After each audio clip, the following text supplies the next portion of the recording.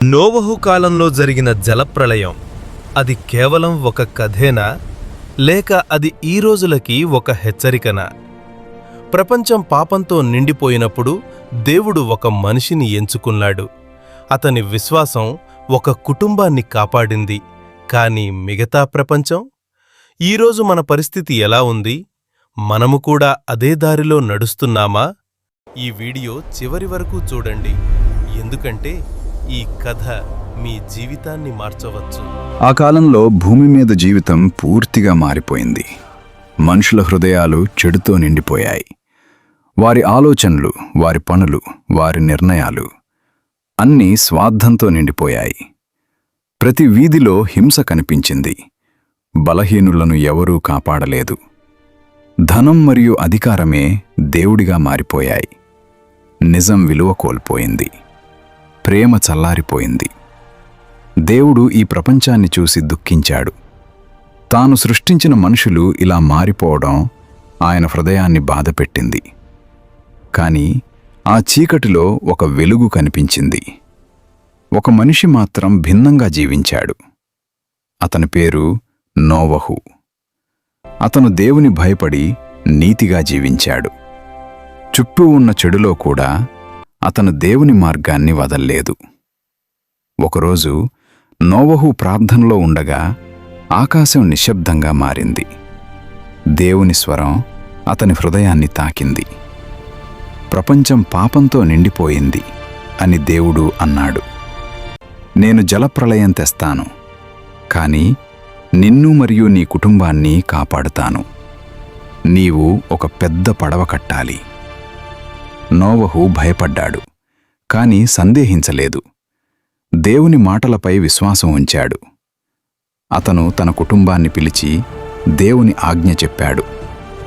అలా భారీ పనికి ప్రారంభమైంది. ఎండ మండింది. రోజులు నెలలుగా మారాయి. నెలలు సంవత్సరాలుగా మారాయి. పెద్ద పెద్ద దుంపలను తెచ్చారు. మంచి కట్టడంలా పడవ ఆకారం తీసుకుంది. 3 అంతస్తులు, బలమైన గోడలు, పెద్ద ద్వారం. ప్రజలు ఈ దృశ్యాన్ని చూసి ఆశ్చర్యపోయారు. ఆపై నవ్వడం మొదలుపెట్టారు. వర్షమా?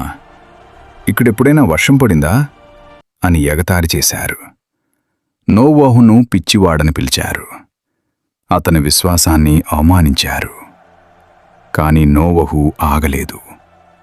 అతను ప్రశాంతంగా పని కొనసాగించాడు.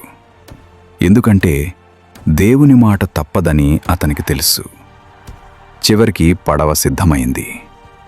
ఆకాశం మెల్లగా చీకటిగా మారింది. గాలి బలంగా వీచింది. అప్పుడొక ఆశ్చర్యకరమైన విషయం జరిగింది. జంతువులు జంటలుగా రావటం ప్రారంభించాయి.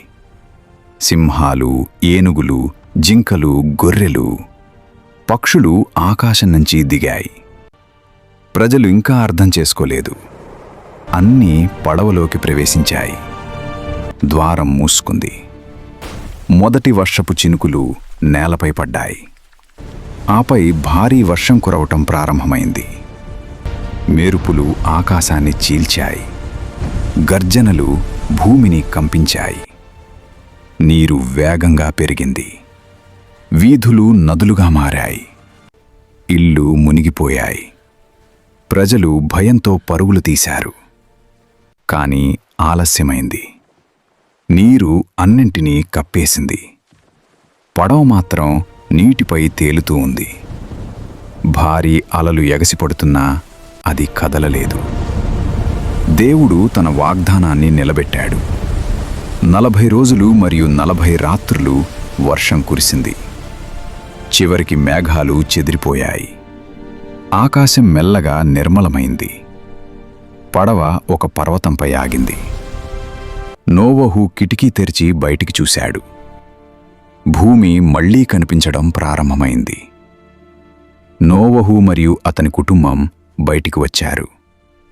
వారు నేలపై మోకరిల్లి దేవునికి కృతజ్ఞతలు చెప్పారు.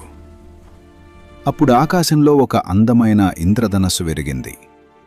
దేవుడు నోవహుతో చెప్పాడు, ఇది నా నిబంధన. ఇకపై ఇలాంటి జలప్రళయం రాదు. కొత్త ఆరంభం ప్రారంభమైంది. భూమి మళ్ళీ జీవంతో నిండింది. కానీ ఈ కథ కేవలం గతం గురించి మాత్రమేనా? ఈ రోజుల్లో ప్రపంచం ఎలా ఉంది? పాపం మళ్ళీ పెరుగుతోందా? మనుషులు దేవుణ్ణి మరిచిపోతున్నారా? నోహు కాలంలో ప్రజలు హెచ్చరికను పట్టించుకోలేదు. మనము కూడా అలాగే చేస్తున్నామా? దేవుడు ఎప్పుడూ కాపాడే మార్గం చూపుతాడు. కానీ మనం వినడానికి సిద్ధంగా ఉన్నామా? ఈరోజు మన నిర్ణయం రేపటి భవిష్యత్తును నిర్ణయిస్తుంది. నోహు విశ్వాసం అతని కుటుంబాన్ని కాపాడింది. మన విశ్వాసం మన జీవితాన్ని కాపాడుతుందా? ఇప్పుడు ప్రశ్న మీకే. మీరు సిద్ధంగా ఉన్నారా?